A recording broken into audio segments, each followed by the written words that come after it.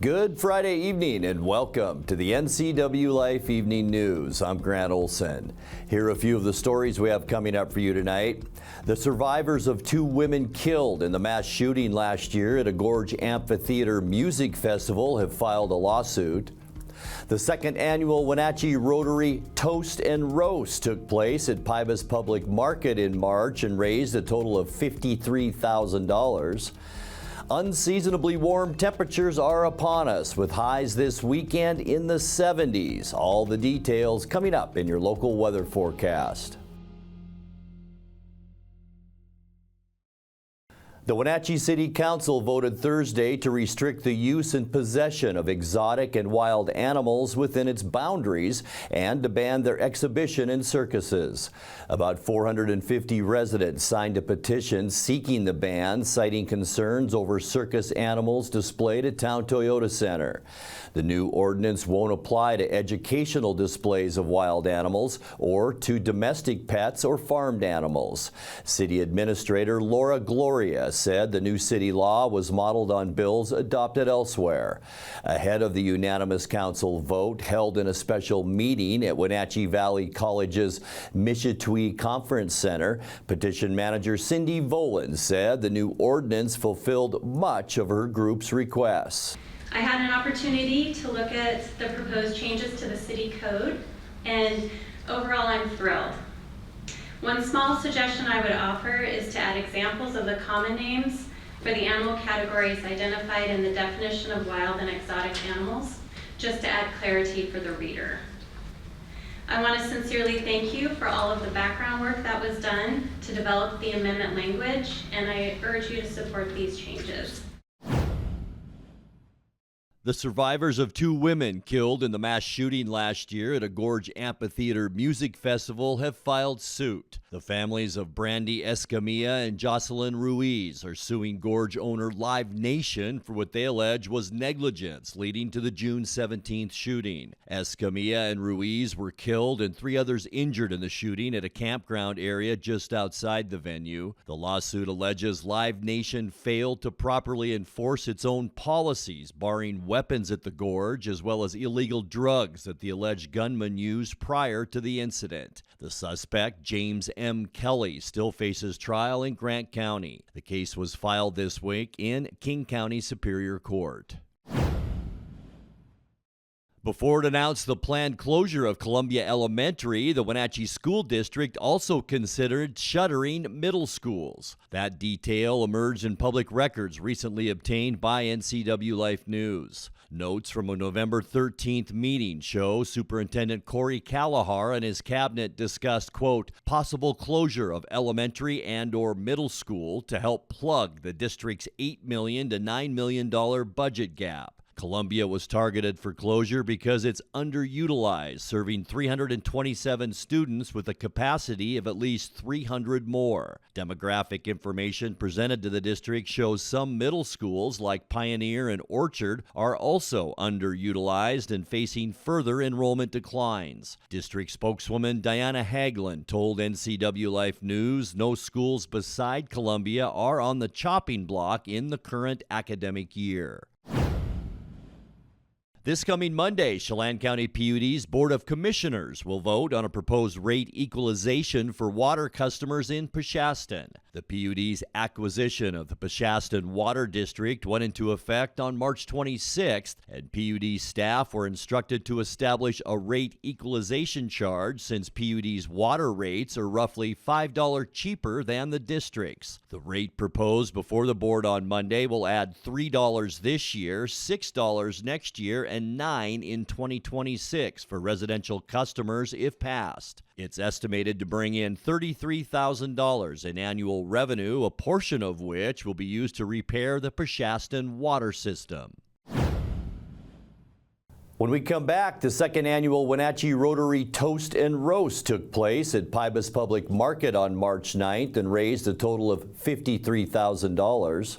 The Colville Confederated Tribes commemorated the purchase of OMAC's controversial Pascal Sherman Indian School.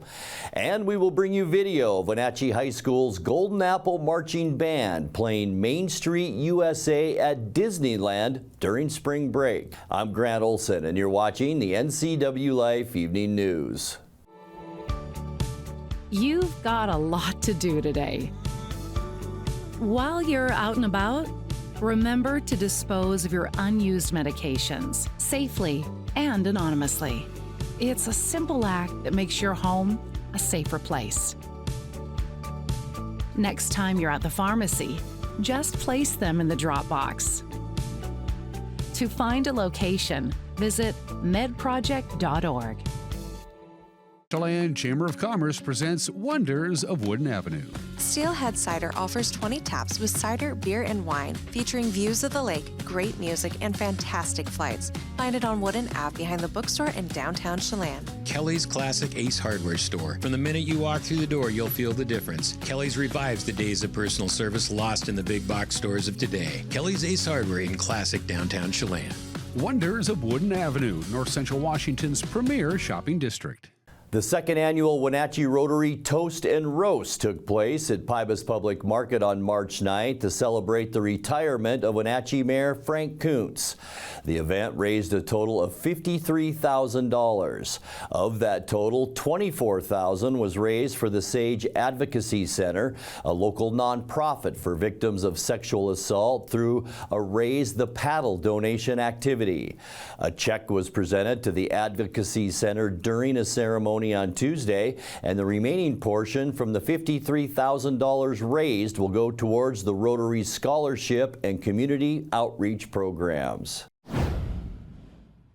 It's been 50 years since the former mission boarding school in Omak was turned over to the Colville Confederated Tribes. Since then, Pascal Sherman Indian School has worked to turn back the efforts of forcible acculturation carried out from the late 1880s until 1973, when Indigenous children were enrolled against their families' will and forbidden to speak their own language.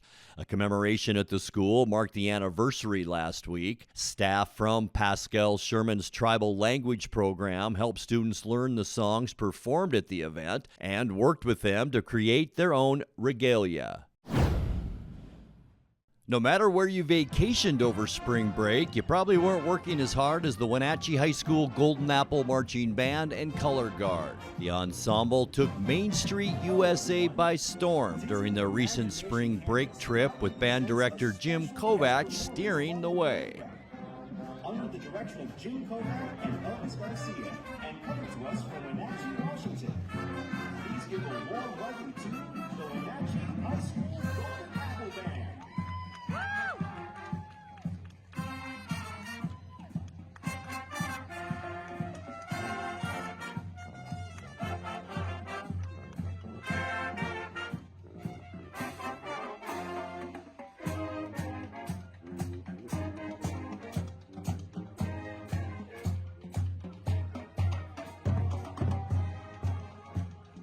Coming up next in tonight's feature story, we will bring you our conversation with retiring Wenatchee Public Works Director Rob Jammerman. Temperatures are expected to be in the mid-70s this weekend, with wind and cooler weather next week. I'll have all the details coming up in your full local weather forecast. That and much more still to come tonight. Please stay with us. There's no place like home, because home is where we're totally comfortable. It's where we can be ourselves and let our guards down. It's where we make memories, and we're always imagining new ways to keep it totally comfortable. Carrier, total comfort, totally happy. Turn to the experts, Carrier and Alpine Air. Heat and air, call Alpine Air. The Honda you want is here. Get a great offer on the stylish HR-V or the Civic. Which car and driver called fun to drive?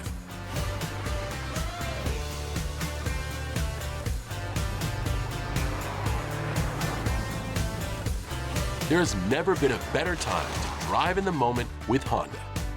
Buy online, reserve from select dealers, or hurry into your local Honda dealer today. Welcome back to the NCWLIFE Evening News. Well, if you've walked, biked, or driven anywhere in the city of Wenatchee, you've probably benefited from some of Ron Jammerman's expertise. Jammerman became the Public Works Director for the city of Wenatchee in 2018 after 30 years managing a city public works division in Kirkland. He gave notice this month of his retirement effective in June. NCWLIFE's Jefferson Robbins spoke with the departing city official, asked him how his current job is compared with his previous one. Can you tell me some of the differences in the challenges between working in your job in Kirkland, fairly large suburban city, versus Wenatchee, a growing city, but still kind of out here, kind of rural? Yeah, a lot of similarities, and in some ways, it's interesting. Kirkland's hovering around 100,000 in population now, and Wenatchee's around 35. But Wenatchee has a lot of, even though they're a smaller city in a rural area, they have a lot of big city type of issues. So, as an example, the city of Wenatchee staff is responsible for supplying all the water to the whole valley. So we have 3 entities that own that, but they're the suppliers of water. In Kirkland, they just bought their water from the city of Seattle. It still was a large undertaking for them, but that's an example of sort of a big city issue with Wenatchee. Of course, we have our own wastewater treatment plant here that we're responsible for. Kirkland didn't have that. So again, you've got a large population in a large city, but in Wenatchee, maybe a smaller population, but the same types of major services. I would say the biggest difference between the two is just transportation. We do have our transportation challenges here with levels of service for getting people throughout the city and the valley, but over there, just the density, it is, as we know, during that AM peak period and the PM peak period, moving people throughout the city, and whether it be by bus or cars, is super challenging. And so that's probably the biggest difference between the two. Were there lots of projects on the plate when you took this job? And do you feel like you've been able to see a good percentage of those through to some kind of completion? Yeah, that's a good question. Public Works never really, the projects never really finish. We're just always in a continual kind of a mode of either repairing things or building new things. And so, over the last 6 years, we've completed a lot of utility projects. We've got a major project being completed down at our treatment plant. But every day there's something new. Just an hour ago, I was on a call with my deputy director, Jessica Shaw, about a failed storm line on 5th Street that we didn't know about. We just learned about it this week. And so as we were chatting about it, we were like, how do we fix this? We need to fix it right away. How much is it going to cost? And so that's just sort of a typical day in the life of a public works director and staff, is that we have this city here, this beautiful city that was built around in the late 1800s when it was booming. And so if you think about that, all the infrastructure that was built during that time is about 100 years old or over 100 years old. So we have what referred to as aging infrastructure. And so even though people might think, oh, things look good around here, there's a lot of things below the street level that is old and needs to be repaired. And so that's, I guess, a long way of saying that's sort of our daily project, delivery. The things we're working on is repairing that old infrastructure. Time now for a check of your North Central Washington weather forecast. Hope you had a great end of the week on this Friday, and temperatures, they did warm up today. We saw more sun than we have the last couple of days too. Some blue sky out there today as we look down at the Wenatchee Valley from this afternoon. Outside our weather window at the Wenatchee Valley and our Wenatchee Heights Sky-Fi Tower camera. Not a bad day today, just a little bit of a breeze out there, and that's much better than the windy conditions that we've seen earlier this week. And I'll tell you what, nice weather this weekend, but as we transition then into next week, we have some pretty big changes to tell you about, mainly in the form of wind, and that will come up late in our weekend on Sunday afternoon, and then we will see some windy conditions as we get into to Monday, and there we go, the windiest spots. In fact, we could even see some blowing dust in this area inside this red circle. So if you're traveling on I-90 late Sunday and especially into Monday, blowing dust could be a situation that you will run into there. Also, grass fires with the dry conditions and those strong winds. Any fire starts could really get out of control as we get into Monday. Here in Wenatchee, 35 to 40 mile an hour wind gusts as we get into Monday. So boy, by all means, enjoy these next couple of days. All right, getting you into tomorrow, or I should say today, our temperature 65 unofficially out there, and that's 4 degrees above where we should be for this time of year. 61 is our normal, 79 our record high, and that was set in 2000. 46 this morning, 6 degrees above 40, which is now our normal low temperature, and our record cold 27, and that was set in 1998. Sunrise this morning 6:17 and sets tonight at 7:47. All right, now we can get you into those temperatures as we get into the upcoming weekend. And how about this warm up? 77 for Moses Lake and Ephrata, 76 in Quincy, 75 degrees in Wenatchee tomorrow. That goes for Aniat and Chelan, 74 for Kashmir, and boy, Lake Wenatchee, what a beautiful place to be tomorrow with a high temperature of 70 degrees. Tonight, we can expect mostly clear skies out there, mainly because we are seeing a ridge of high pressure beginning to nose into the Pacific Northwest, but it's this area of low pressure that's really dragging the warmth up our way. We're going to see lows tonight into those mid-40s for Saturday. Look at all of the clear skies, hardly any wind tomorrow, much warmer as we just talked about, with highs generally into the mid-70s. But then as we get you into Sunday, it's going to be nice for about 75% of the day, and then those winds are going to come up in the afternoon. High pressure to our west, low pressure to our east, and that just brings up the wind here in north central Washington. Still warm though on Sunday with high temperatures in those mid-70s, and then getting into Monday, unbelievably strong wind throughout north central Washington, up to 40 mile an hour wind gusts expected.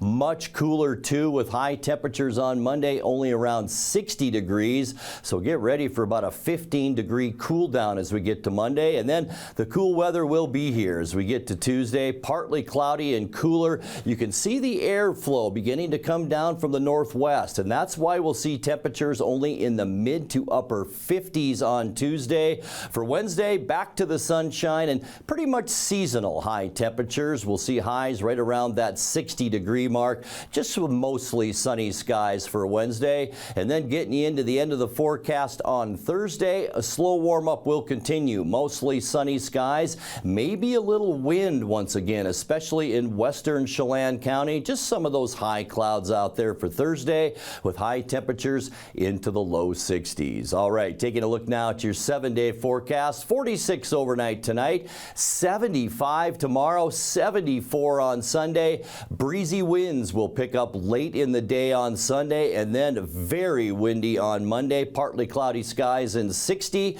We'll actually drop down into the 50s with that cooler air on Tuesday, 57 the high, and then back to sunshine and warmer weather for Wednesday and Thursday. 60 on Wednesday and 62 your high temperature on Thursday. And that's a look at your north central Washington weather forecast. Coming up next, tonight's sports report with Eric Granstrom and more as the NCWLIFE Evening News continues right after this.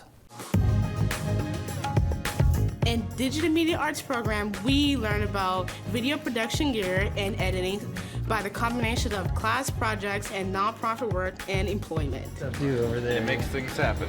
Yeah. It's pretty magical. We work in the industry at the Wenatchee Round, NCWLIFE channel, and the Town Toyota Center events.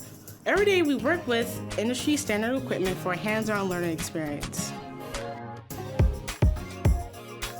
So you may have heard the latest trend, shrinkflation. Companies are making products smaller and decreasing the quality of their ingredients. Well, at Abby's, we're going the opposite direction. We're sticking with the same plan that's worked since 1964. For a real value, head to Abby's. This is Skinny, and he helped found Abby's 60 years ago. In honor of Skinny, we're putting his favorite pizza on sale. Savory pizza sauce, Canadian bacon piled to the edge, and juicy tomatoes make this a very special pizza. Order your Skinny special right now at abbys.com. And a happy finally Friday to you. San Jose spoiled the Seattle Kraken's final home game of the season last night, winning 3-1. It wasn't for a lack of chances as Seattle peppered rookie goaltender Devin Cooley from the drop, but he stood tall, making 49 saves on the night to give the Sharks the win. Gorge shakes off Graff, who lost his helmet. Evans a miss hit, a chance. Cooley says no. He scrambles. It pops out. Gord off a body. Retrieves it again, does Gord. Larson, a slap pass. What a save on a tip out in front. The Kraken won the game Tuesday 5-0, but allowed 39 shots. And that one goes in. Henry Thrun from the point. A little traffic out in front. Seattle now regrouping. Jaden Schwartz drops it off. Eberle. Jordan Eberle now drops it again for Dumoulin. Right in. He scores! Brian Dumoulin finds a crack. 10:37 left in period one. The Kraken tie it. Benier stopped by Cooley. The second chance. Cooley gets in the way. Oleksiak stopped. Cooley twice with right out in front. Oleksiak, open flank, Jaden Schwartz. Borgen, onside, a shot kicked out. The rebound, high, Eberle looking for 300. He'll pull up, he'll take it in. Great pass, a shot, stopped again by Cooley off the goalpost out in front. And he's really aggressive as well. He likes to throw his body at those saves. So maybe that's an opportunity, too, that you could pump one, do a fake shot, and then have another opportunity there. Eklund delays, hits a trailer. Burrows, he scores! Kyle Burrows with some traffic out in front. Great hand-eye by Eklund. It's in play. William Eklund, Fabian Zetterlund. Shoved a bit by Yanni Gord. Eklund moves it well. Granlund out of the corner. Sings a pass. They score! Fabian Zetterlund out in front. Vlasic grinding on the wall. Eberle digs it out. McCann stopped. The rebound stopped again. Cooley maybe his best on Jaden Schwartz. McCann tried to bust out. Cartier will get to it. He'll draw it to himself. Stopped again by Cooley. Great effort there from Cartier. Here's Bjorkstrand with a shot blocked by Ferraro. He gets it back out in front. Cooley says no. Adam Larson. Eberle in the slot. Cartier through the top of the goal crease. 2 seconds left. Schultz stopped again by Devin Cooley at the horn. They surround the rookie goaltender. Seattle will hit the road to wrap up the season with the first of 4 games beginning at Dallas tomorrow. That'll be at noon on ABC and ESPN+. Bryce Miller takes the pill for Seattle tonight as the Mariners begin a 3-game weekend series with the Cubbies in town at T-Mobile Park. Seattle's off to a sluggish 5-8 start this season, but coming off a 6-1 10-inning win against Toronto Wednesday, Chicago will start Jordan Wicks tonight as the Cubs are 7-5 on the early season. Tonight's game starts at 6:40. It's only available on Apple TV+. Seattle gained a half game on first place in Texas last night as the Rangers fell to Oakland 1-0. Houston continued its slow start, falling to Kansas City 13-3. Well, as the Seahawks continue their voluntary workouts this week at the Virginia Mason Athletic Center in Renton, veteran players are being asked about the coaching changes. Quarterback Geno Smith admits he was heartbroken to hear the news about Pete Carroll's departure because of what Carroll did for Geno's career. That day, is a day I'll probably remember forever, just because of how things happened for me here. Obviously, Coach Carroll, big influence on my career, helped me out a bunch when I came to this organization, and really, helped me, thrust me into this spotlight that I'm in now. And so, for me, it was kind of a, just a terrible moment, to see someone that I love so much, having to part ways with him. But that's the way of the NFL. That's the way things go. And very excited, for what we have here now and just the direction we're headed in. Pete Carroll was replaced at head coach by Mike McDonald. Safety Julian Love says he's excited over his first impressions of the former Baltimore defensive coordinator. I think he's a good one. I think he is incredibly smart. That comes across. I think when you talk to him, he knows the game. He knows ball. And I think he's just an innovator. I think he is conscious of growth, in his scheme. It's developing each year, It's not going to be the same thing that they ran last year in Baltimore, but he's always trying to maximize the players. And so the takeaway, I think, off rip across the room, across the locker room is all great so far. Seattle has the 16th overall draft in the NFL draft coming up April 25th. They also have 2 picks in the 3rd round and a pick each in the 4th, 5th, 6th, and 7th rounds of the draft. Cascades boys soccer team continued its dominance over all comers last night. The Kodiaks beat visiting Ephrata in a non-league match 3-0. Cascade improved to 9-0 on the season and is the top-ranked team in the WIAA 1A RPI poll right now. Also last night on the Les Schwab Prep boys soccer scoreboard, Kashmir blanked Omak 6-0. Quincy edged Chelan 3-2. Brewster beat Orville 4-1. Bridgeport blanked Liberty Bell 1-0. Manson stopped Pateras 4-0. There are 3 matches on the schedule tonight, with Okanagan at Tonasket at 6:30. Moses Lake visits Eisenhower at 7. NCWLIFE channel will be at Wildcat Stadium for the rematch of Eastmont and Wenatchee. In Big Nine soccer, that's tonight. Wildcats sit atop the Big Nine standings after a win over Davis on Tuesday. Panthers got off to a slow start but looked to rebound after an earlier loss to Eastmont a few weeks ago. Sebastian Moraga and Matt Wiesen will have the call, with our pregame getting underway at 6:50 tonight on TV and on Facebook.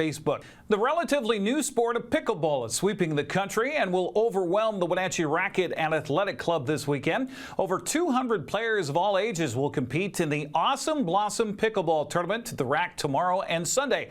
Action gets underway in the indoor courts bright and early at 7 o'clock in the morning. Spectators are welcome. The Rack tells us this is a pig event. Pickleball is great.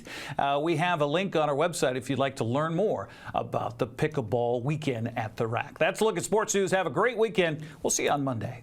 And that will do it for our newscast tonight. For more news from around North Central Washington, you can find us at ncwlife.com, on our social media channels, or on our mobile app for iPhone and Android. And remember, if you see news happening, we'd like to hear from you. Email us at news@ncwlife.com or give us a call at 888-6295. I'm Grant Olson. Thanks so much for being with us, and have a great weekend.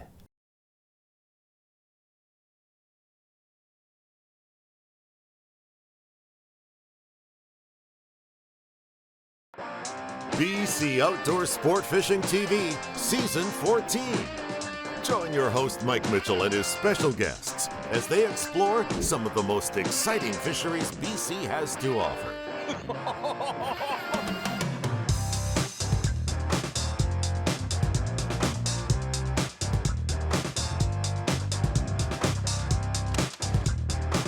BC Outdoors Sport Fishing TV.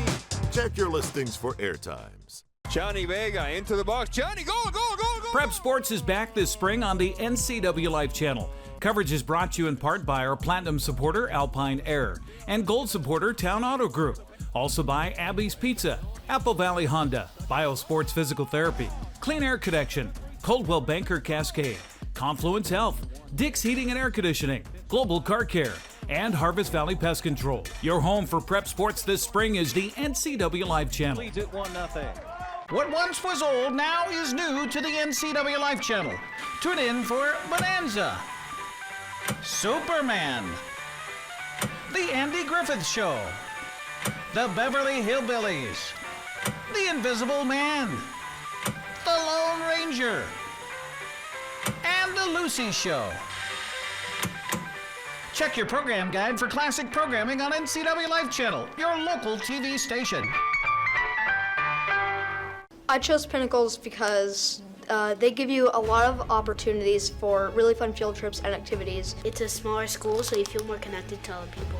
My favorite thing about Pinnacles is definitely how we got to choose our elective.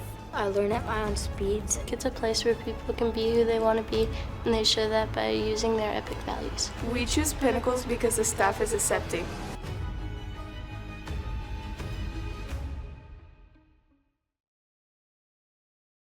Hey there folks, Blueberry Carrie here to invite you on out to Blueberry Hills to experience some real treats. Take a look at our homemade cream pies, our amazing cheesecakes, and don't forget our famous banana pudding. Remember, we're more than just great treats. People come from all over the world to experience what has been called one of the best destination restaurants in the Pacific Northwest. So come on out and see what all the fuss is about. Blueberry Hills in Manson. It's where the world is coming to.